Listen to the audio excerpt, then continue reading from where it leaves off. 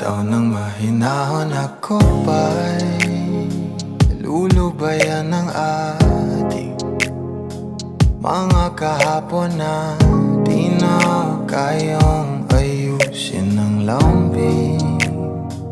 Mga pangako pa'y sabay